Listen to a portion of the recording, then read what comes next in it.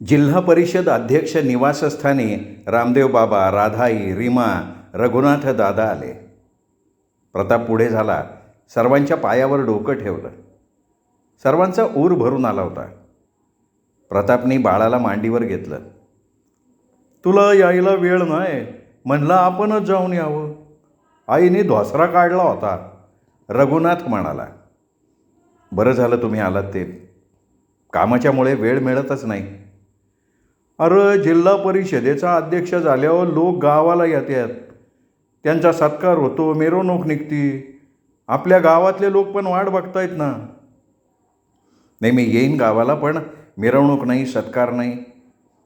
आपण विकास कामांचा शुभारंभ करू. आता तुझ्या हातात आहे तर तेवढं एखादं आपल्याला घरकुल. दादा, आपल्याला घरकुल नाही घेता येणार. गावाचं एखादं काम सांगा. अरे पोरा, एवढा मोठा झाला, गावोगावी पायका वाटतोय, घरकुल का नाही? बाबा, हा पैसा सरकारचा आहे. तो सरकारी कामासाठीच खर्च करायचा असतो. आपण आपलं नवीन घर बांधूयात ना. लय खुराडा झाला आहे. आता चौघांना 4 खोल्या पाहिजेत.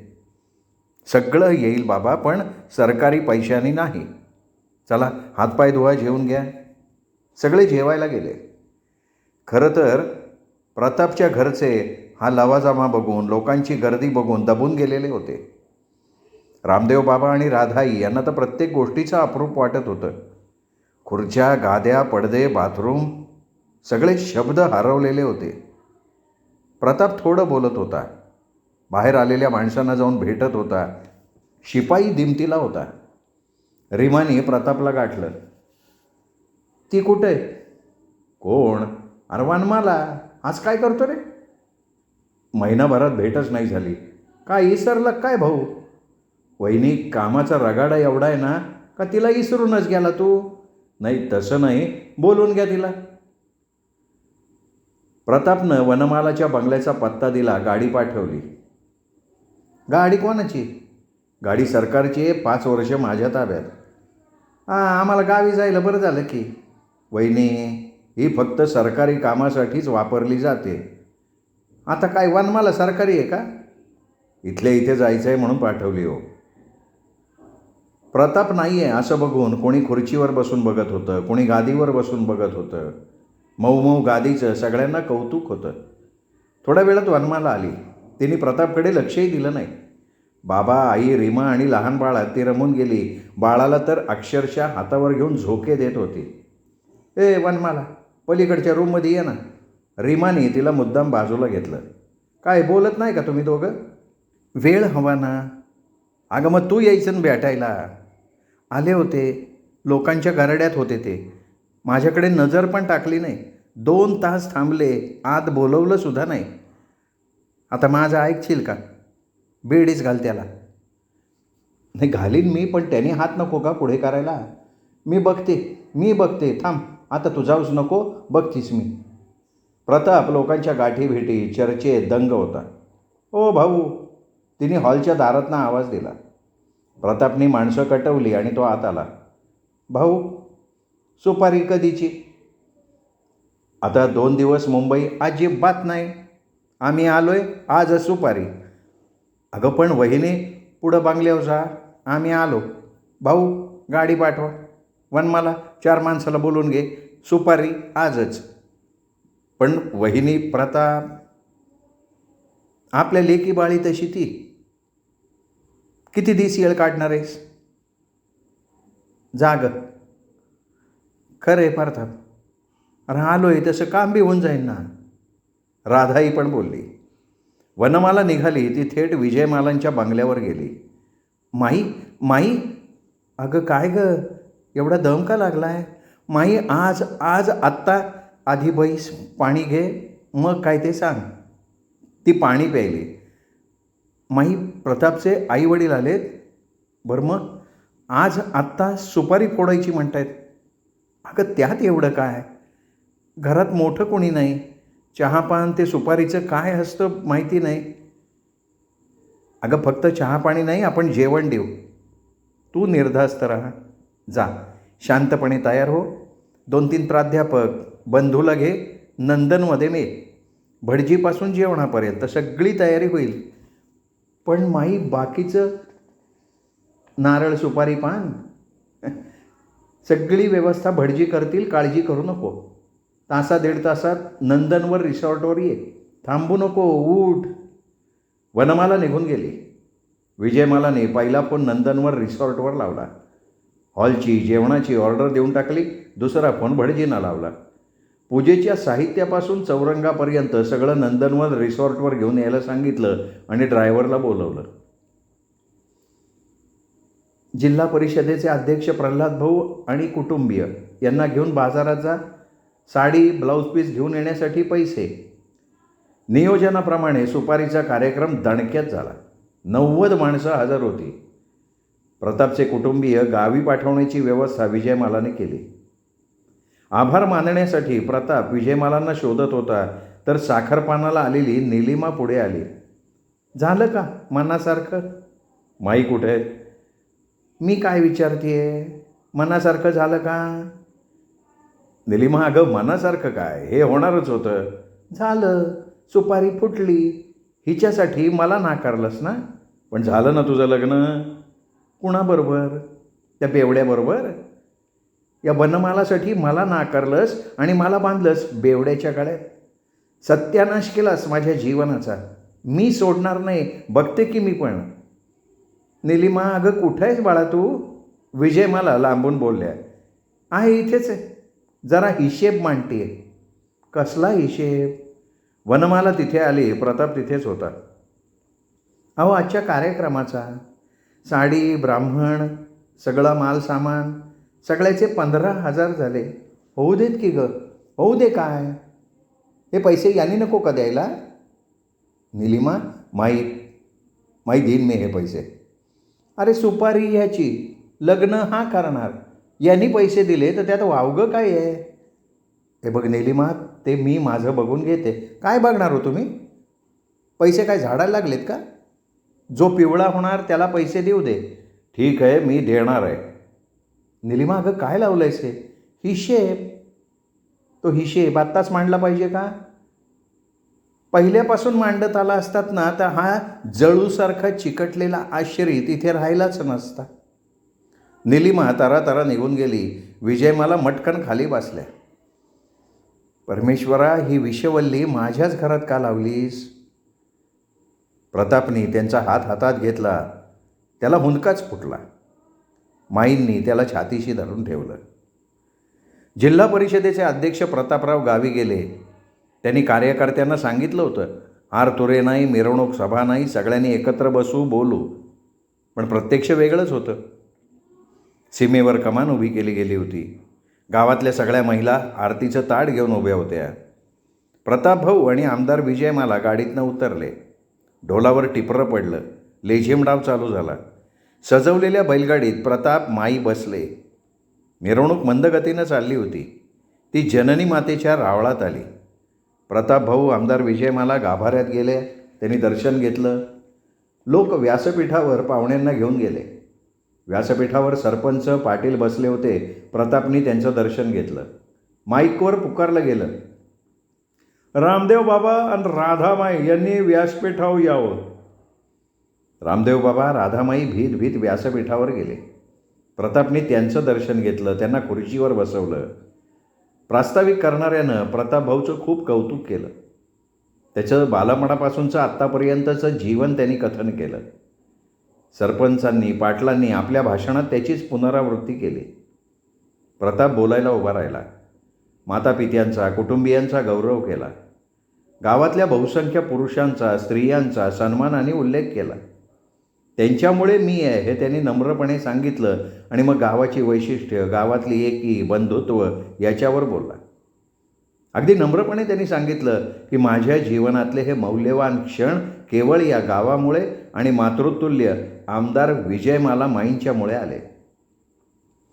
त्यांनी याप्रसंगी गावात पाण्याच्या योजनेसाठी 20 लाख मंजूर केले. टाळ्यांचा कडकडाट झाला. आमदार विजयमाला थोडक्यात बोलल्या. त्या बोलल्या, प्रताप भविष्यातला आमदार आहे आणि आमदारकीसाठी तो लायकसुद्धा आहे. त्यांनी गावातले सगळे रस्ते कॉन्क्रीटचे करण्यासाठी 25 लाख देण्याचं जाहीर केलं. गाव आनंदलं. सगळ्या माणसांना खूप आनंद झाला. प्रताप भाऊ, आमदार विजयमाला पंक्तीत बसून जेवल्या. प्रताप आणि माई निघाले. रस्त्यात भारती ताट घेऊन उभी होती. प्रतापने ड्रायव्हरला गाडी थांबवायला सांगितलं. खाली उतरला. भारतीने त्याला ओवाळलं. तिच्या डोळ्यांना धारा लागल्या होत्या. भारती, अगं हे काय? माफ केलं का मला? अगं कधीच. ती पायाजवळ वाकली. अगं भारती, अरे अहिल्याचा उद्धार श्रीरामाच्या दर्शनाने झालता. हे बघ, मी राम नाही आणि तू अहिल्या नाहीस. मी मागचं सगळं कधीच विसरलो आहे. अरे गावानं आमचं अख्खं कुटुंब वाळीत टाकले. काय सांगतेस? सरपंच आणि पाटलांना बोलवा. सरपंच पाटील आले. हे बघा, वाळीत हा प्रकार कधीच संपला आहे. कायद्यानं तो गुन्हा आहे. शंकररावांच्या कुटुंबावरची वाळी उठवा, नाही तर मी पुन्हा गावात येणार नाही. अरे हा प्रताप भाऊ. प्रताप म्हणा फक्त. मी पूर्वी तुमचा प्रताप होतो. आजसुद्धा मी तुमचा प्रताप आहे आणि उद्यासुद्धा मी प्रतापच राहणार आहे तुमच्यासाठी. प्रताप गाडीत बसला. गाडी निघून गेली. मला माझ्या बंगल्यावर सोडून पुढे जातोस ना? हो माई. गाडी बंगल्याजवळ आली. वर नाही येणार? नाही नको, वेळ झाला आहे. तू टाळतोयस. माई, निलिमा वहिनींना त्रास व्हावा असं नाही वाटत मला. अरे मला आधी कोण, तू का निलिमा? चला. तोही उतरला. दोघे हॉलमध्ये पोचताच निलिमा समोर आलीच. आलात? कुठे होता दिवसभर? मी गावात गेले होते. या माणसाबरोबर गेला होताल? हा माणूस नाही आहे, जिल्हा परिषद अध्यक्ष आहे तो. अहो तिथं तुमची मेहरबानी. जणू घरात कोणी वारसच नाही. कोण आहे ग पात्र वारस? विजयकुमारला तुम्ही दारुड्या ठरवलं हो. पण मी कुठं गेले होते? तू राजकारण करणार? का नाही करणार? साधी पक्षाची सदस्य आहेस. याला कोण जबाबदार हो? सुनेला उंबरठ्या बाहेर पडू द्यायचं नाही. आणि अशा निराधार माणसांना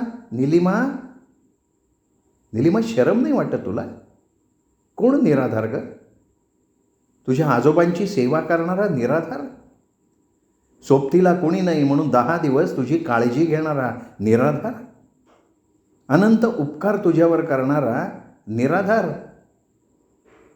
मग आयुष्यभर साथ का नाही दिली हो यांनी? निलिमा, तू विकृत आहेस. मनोरुग्ण आहेस तू. अगं तू निराधार. तुला आधार दिला याचा अर्थ तू असे पांग फेडतीयस का? आजच्या आज इथनं निघून जायचं. तुम्ही दोघांनी आजोबांच्या घरी राहायचं. चल निघ इथनं. नाही माई, असं नका करू. मी नाही येणार आहो इथे. अजिबात असं होणार नाही. तुझ्या जीवावर माझं सामाजिक आणि राजकीय जीवन आहे. ही कोण आहे? काही अक्कल आहे का हिला? काय बोलावं हे हिला कळत नाही. तुमची इच्छा आहे ना, मी आज आत्ता या घरातनं निघून जाते. चालती हो ग, निघ, जाईन. पण पुढे काय करीन, कुठे जाईन याच्याशी तुमचा संबंध नाही. अजिबात नाही आहे. शेणकीवरनं उचलली तुला, या राजवाड्यात आणली तुला. तुला वाटतंय मीच श्रेष्ठ? गगनाला माझे हात पोचतात. माझ्यामुळे सगळं चाललंय असं तुला वाटतंय का? चल, चालते हो. माई, माझा ऐका. घरात रोष नको माई. काय केलं रे हिने? ही कधी पक्ष कार्यालयात जाऊन बसली? लोकांशी कधी संपर्क ठेवला? म्हणे मला बरोबर घेऊन जात नाही. काय आहे ग तुझ्याकडे? घराण्यात आल्यानं वारसा हक्क मिळत नाही. तो परिश्रमाने प्राप्त करायला लागतो. हा कोण आहे ग माझा? नातेवाईक, मुलगा? पक्षाची सगळी जबाबदारी यांनी खांद्यावर घेतली. आज मी आमदार आहे. कुणामुळे ग? तुझ्या नवऱ्यामुळे? तुझ्यामुळे? माई, मी हात जोडतो माई, शांत व्हा. अरे ही आज आली आहे आणि वारसा हक्क सांगते ही. राजकारणात वारसा हक्क चालत नसतो. वारसा हक्क कर्तबगारीने मिळतो. त्याग, सेवा, परिश्रम, लोकसंपर्काने तो मिळतो. ठीक आहे ना, मी माझ्या कर्तबगारीने पक्षात स्थान पक्क करीन माझं, निलिमा म्हणाली. त्यासाठी उपजत गट्स असायला लागतात. त्याची आवड असायला लागते. माणसं जोडण्याची कला असायला लागते. हो ना? मग माझी कला लवकर बघाल. आज मी निघतीये, पुन्हा या घरात पाऊल ठेवणार नाही. हो ना, मग दरवाजा तिथे आहे, त्या दरवाजातून जा, बरोबर रस्त्यावर पोहोचशील. बाहेर गेल्यावर कुठल्या रस्त्यानं जायचं हे मी ठरवणार आहे. ठरव, पण लक्षात ठेव की काही रस्ते बरबादीकडे घेऊन जाणारे असतात. माई, माझ्यामुळे हे घडलंय, मी नाही येणार इथे, मी नाही थांबत. हो हो, तुझ्यामुळे घडतं हे सगळं, आणि तरीसुद्धा तू निर्लज्जपणे. नीलिमा, माई बोलू दे तिला. ती या घरची सून आहे, या घरची लक्ष्मी आहे ती. तिला बोलू द्या, मी नाही येणार. प्रताप बाहेर पडला. माई ओरडल्या, प्रताप थांब, पण प्रताप थांबला नाही. जिल्हा परिषदेत जायला त्याचं मन तयार झालं नाही. तो थेट अध्यक्ष निवासावर गेला. माणसांची गर्दी होती. राजकारणी माणसाला स्वतःचं दुखणं कुरवाळत नाही बसता येत. मुखवटा पांघरावाच लागतो. चेहऱ्यावरचं दुःख नाही दाखवता येत. अनेक गावची माणसं होती, अनेकांची अनेक कामं होती. पाणी, वीज, रस्ता, शाळा, इमारत, घरकुल, अशी अनेक कामं. त्यांची निवेदनं घेणं, पीएकडे शेरा मारून देणं. भाऊ, बोला. भाऊ, ग्रामस्थांची विनंती आहे, तुम्ही गावी या. कशासाठी? अहो, सत्कार ठेवला आहे 8 तारखेला. मी सत्कार स्वीकारत नाही. तुमचं निवेदन मी घेतलं आहे, कामाचं मी बघतो. काम नको भाऊ, काम ह्यापूर्वी मंजूर झालेलं आहे. बरं मग? अहो, भूमिपूजन करायचं ना भाऊ. ते गावातल्या ज्येष्ठ नागरिकाच्या किंवा महिलेच्या हातून करा. अरे भाऊ, हनुमान जयंती आहे, भंडारा झाला असता, भूमिपूजन पण झालं असतं. हां, मी भंडाऱ्याला येईन. भाषण नाही, सभा नाही, दर्शन घेईन. भूमिपूजन मी येण्यापूर्वी उरकून घ्या. मग पत्रिकेत नाव घालू का? नको. अहो, असं कसं भाऊ? माझं नाव तुमच्या हृदयात आहे ना? आहे ना भाऊ, मग पत्रिकेत कशाला? पत्रिकेत भजनी मंडळं, कीर्तनकार, प्रवचनकार यांची नावं घाला. मी भक्त म्हणून येणार आहे, दर्शन घेणार आहे. किती वाजता येऊ? काल्याचं कीर्तन 3 वाजता आहे. मी 4 वाजता येतो, निघा.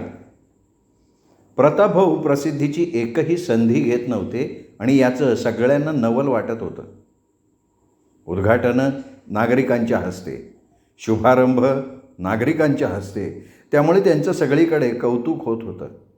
भाषण नाही, आश्वासनं नाहीत, फक्त कामाशी संबंध. काम होणार नसलं तर स्पष्टपणे सांगणं. हा माणूसच निराळा होता आणि म्हणून माणसांची गर्दी अवतीभोवती जमतच होती. रात्री 9 वाजता लोक पांगले. प्रतापला वाटलं आता आडवं व्हावं. एवढ्या दारात रिक्षा थांबली. रिक्षातून नीलिमा उतरली. मुद्दाम उशिरा आले. लोकांची गर्दी असते ना तुझ्यासमोर. बसा. आहो जाहो एकदम. हे माझ्या बापाचं घर नाही आहे, हे सरकारी निवासस्थान आहे. येणाऱ्याचं नम्रपणे स्वागत करावंच लागतं. माझंसुद्धा. तुम्ही जनतेतले आहे, तुमचंही स्वागत इतरांच्यासारखं. इतर आणि मी, आमच्यात फरक नाही. कामाचं बोला, शब्दाचं जंजाळ नको आहे. मी माफी मागायला आली आहे. कशाबद्दल? मी बंगल्यावर असं बोलायला नको होतं. मला सवय येतो. बोला बोला तुम्ही. प्रताप, मला तुझ्याशी मैत्री हवी आहे. विवाहित माणसाला सगळ्या तरुणी बहिणी समान असतात. लग्न कधी झालं तुझं? सुपारी फुटली, नियमाने वनमाला माझी पत्नी झाली. तिच्यासाठी मला नाकारलं. तुझी ओळख होण्यापूर्वी आम्ही एकमेकांना वचन दिलेलं होतं. काय पाहिलंस रे तिच्यात? शब्दात सांगता येत नाही. वयानं मोठी, माझ्यापेक्षा डावी. हे बघ, जे झालं ते झालं, आता पर्याय नाही. मी आहे ना आत्ता. हे बघ, मी आजही मनाने तुझी आहे. मला टाळण्यासाठी तू मला त्या विजयकुमारच्या गळ्यात बांधलं. कोण आहे रे तू? 1 नंबरचा दारुड्या. लग्नानंतरच्या पहिल्या रात्रीसुद्धा तो पहाटे पहाटे आला. नशेत होता. मधुचंद्राची रात्र हे सुद्धा तो विसरला. त्याला तोल सांभाळता येत नव्हता. ती रडत रडत सांगत होती. प्रताप काही बोलतच नव्हता. या सगळ्याला ना तू कारणीभूत आहेस, फक्त तू. आहे, मी कारणीभूत आहे. मी खरा माणूस आहे म्हणून मानवतेच्या दृष्टीनं तुला सहकार्य केलं, हाच माझा अपराध आहे. तू मुळीच अपराधी नाही आहेस. माझ्यावर प्रेम करण्यापूर्वी मी तुझ्यावर प्रेम करतोय का हे विचारात घेतलंस का तू? आणि तरीही तू म्हणतीयस. मग एकतर्फी प्रेम करणं हा कुणाचा गुन्हा? कोणाची चूक आहे? मूर्ख, तू स्वप्न बघताना हा नाही विचार केलास की या माणसानं तुला साथ दिली? प्रेम म्हणजे नेमकं काय माहिती आहे तुला? प्रेम एकतर्फी होतं. गंमत आहे का प्रेम म्हणजे? तुझ्या या वागण्याला तू कारणीभूत आहेस. मी यापूर्वी तुझा नव्हतो, आज नाही आणि भविष्यात सुद्धा नाही. याचा अर्थ मी दारुड्याशी संसार करावा? तू त्याची दारू सोडव, सगळं सुखाचं होईल. सुटेल त्याची दारू? का नाही? तुझ्या अंगची सगळी कला कामाला लाव, तरीही यश आलं नाही तर तशी वेळ येईल असं मला नाही वाटत. मी एक मागू तुझ्याकडे, तो बघतच राहिला. तुला मान आहे, सन्मान आहे, मला गर्व वाटतो तुझा. तू माझा होणार नाहीस हे सुद्धा सत्य आहे. तू त्या झिपरीशी लग्न करणार हेही खरं आहे. तू माझा नाहीस हे सत्य आहे. तू माझ्या जवळ राहणार नाहीस हे सत्य आहे. पण तुझा अंश तुझ्या रूपानं मला दे. पूर्ण अंधारात राहील, कुठेही वाच्यता होणार नाही. अरे दिवसभरात तो विजयकुमार घराकडे फिरकत सुद्धा नाही. दुपारी येत जा, मला बाळ दे. हे कदापिही शक्य नाही. द्यावं लागेल, नाहीतर डिवचलेली नागिण काय करते माहिती आहे? मी डिवचलेलं नाही आहे तुला, पण मला जखम झाली आहे ना. मी त्याच्यावरचा उपाय नाही आहे. हे बघ प्रताप, सगळं अंधारात राहील. नाही, शक्य नाही. विचार कर, नाही म्हणजे नाही. मग तुझ्या नाशाला तू तयार राहा. निलिमा निघून गेली. प्रताप तसाच बसून होता. मला तुझ्याशी महत्त्वाचं बोलायचं आहे. बोल. मला शक्य तितक्या लवकर लग्न करायचं आहे. अरे पण मुहूर्त नको का पाहिला? माझा विश्वास नाही मुहूर्तावर.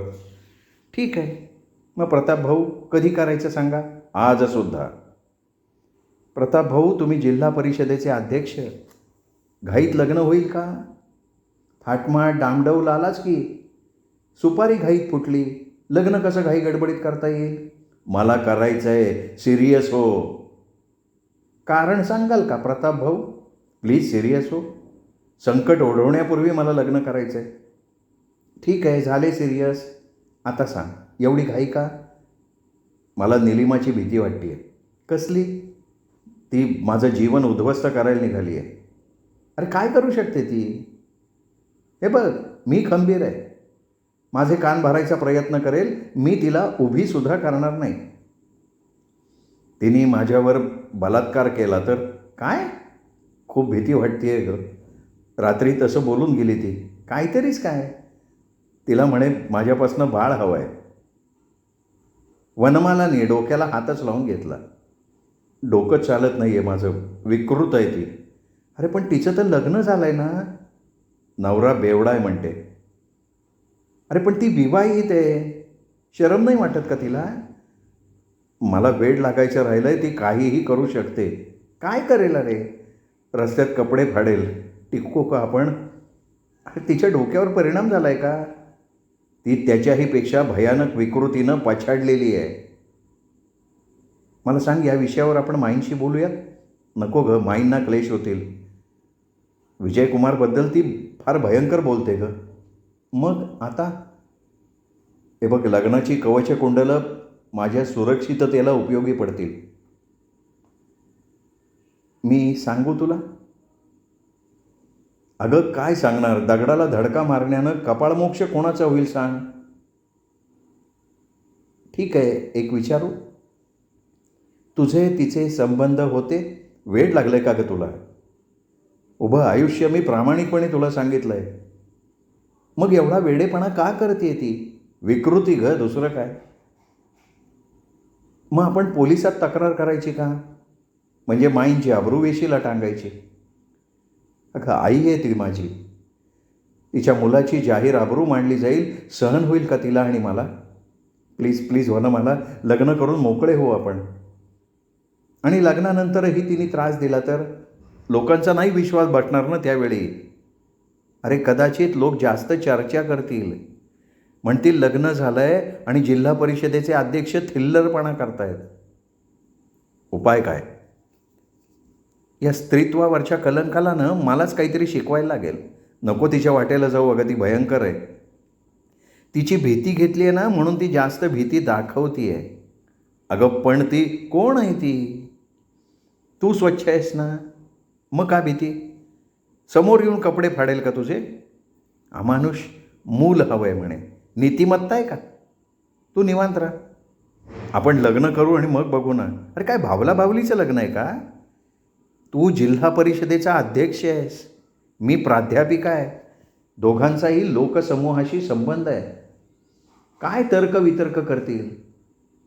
जनतेला चर्चा करायला का संधी देतोयस? तो निरुत्तरच झाला. जा तू तुझे नेहमीचे कार्यक्रम कर, मीटिंग्ज अटेंड कर. प्रताप उठला, अध्यक्ष निवासाकडे निघून गेला. तिथे माई येऊन थांबल्या होत्या. तो दचकला. माई, एवढ्या सकाळी? अरे मुंबईला निघायचं आहे, तयार हो. काही विशेष? रात्री उशिरा फोन आला, कॉन्फरन्स आहे. जिल्हा परिषदेचं कार्य, अनुदान आणि त्याची कार्यवाही. मग सीओनं बरोबर घेतलं पाहिजे ना? नको, लोकप्रतिनिधींची मीटिंग आहे. अर्थमंत्र्यांकडनं जिल्ह्यासाठी जास्तीत जास्त निधी मिळवता येईल. प्रताप तयार झाला. माई गाडी घेऊन आल्या होत्या. ड्रायव्हर होता. प्रतापला वाटत होतं की प्रवासात निलिमाबद्दल बोलावं, पण त्यांनी ते संयमानं टाळलं. तरीही काळजी वाटत होती ती वनमालाची. तिच्यातली प्राध्यापिका निलिमाला डोस पाजल्याशिवाय राहणार नाही. आणि तसंच घडलंही होतं. येऊ का आत? निलिमा चपापली. विजयकुमारनं हसत हसत स्वागत केलं. अरे वा विजयकुमार, तुम्ही यावेळी घरी? अहो पाय निघतोय का? तो निलिमाकडे बघत हसला. निलिमाचा चेहरा काळा झाला होता. अरे काय बघत राहिली, चहा टाक की. हां, मी चहा घेणारच आहे. आता निलिमा पुढे पर्याय नव्हता. हॉलमध्ये विजयकुमार, वनमाला दोघंच होते. आज काय घरीच? वनमालाने पुन्हा विचारलं. मग कुठं जाणार? घरीच असतो साध्या. संध्याकाळी बसतो पक्ष कार्यालयात, परत घर.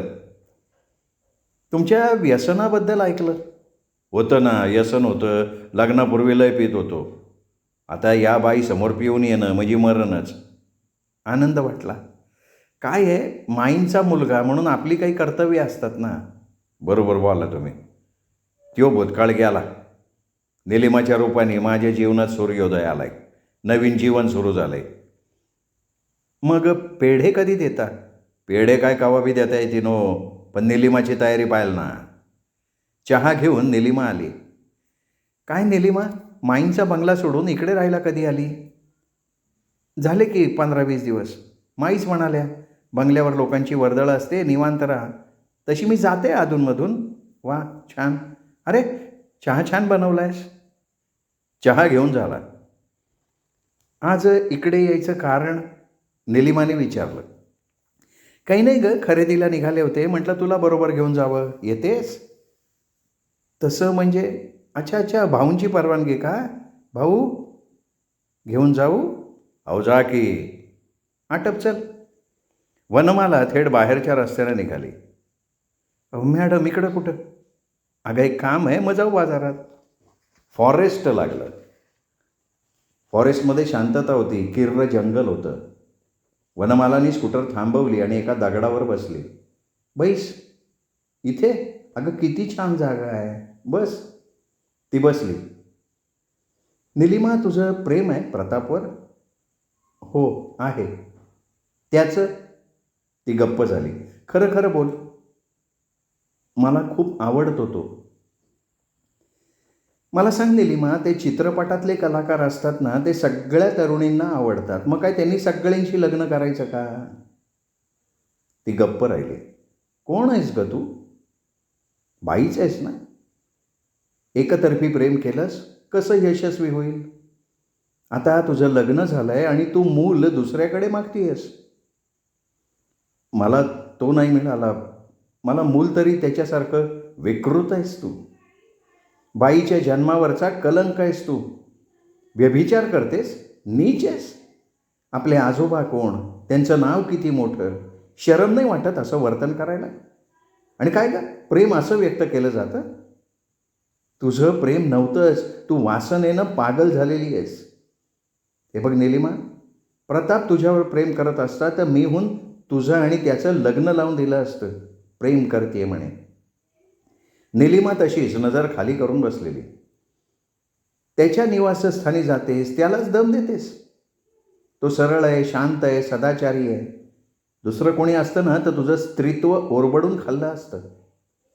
मग नवऱ्याच्या कुशीत शिरताना तुला आनंद वाटला असता. खोटं सांगतेस? विजयकुमार दारुडे आहे? झोपत नाही तुझ्या शेजारी? बाई गं, लग्न झाल्यापासनं त्यांनी तुझ्यासाठी दारू सोडली, जीवापाड प्रेम करतोय तुझ्यावर, आणि तू नालायक बाई स्वतःचं चारित्र्य बर्बाद करतेयस, नवऱ्याशी बेईमानी करायला निघाली आहेस. तिची नजर खाली पण चेहऱ्यावर अजून मगरुरी. तुला काय प्रतापसारखं मूल हवंय? कोण आहेस ग तू? गाय, म्हैस?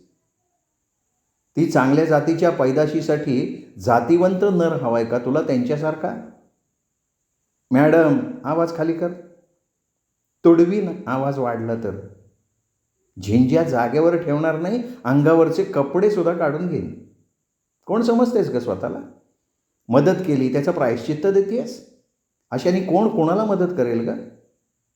आज शहाणी होशील असा विश्वास आहे, पण यापुढे चाळे करत राहिलीस तर कुत्र्यासारखं मारीन.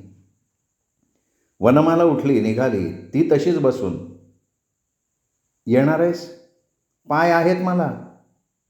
हो ना, मग सांभाळ त्या पायांना. ते पाय नसतील तेव्हा रस्त्याच्या कडेला कटोरा घेऊन बसायला लागेल. वनमाला निघाली. वनमालाला माहिती होतं की ही सुधारणार नाही. एवढं बोलले पण हिच्या डोळ्यात एक थेंब नाही. हिच्यात सुधारणा होणार नाही. आपल्यालाच सावध राहायला लागेल. श्रोते हो, तुम्ही ऐकताय जगन्नाथ शिंदे लिखित नियती ही कादंबरी. बघा आता या टप्प्यावर कथानायकाच्या आयुष्यात इथून पुढे काय घडणार. ऐकत रहा दीपक रेगे कथाकथन चॅनल. नमस्कार.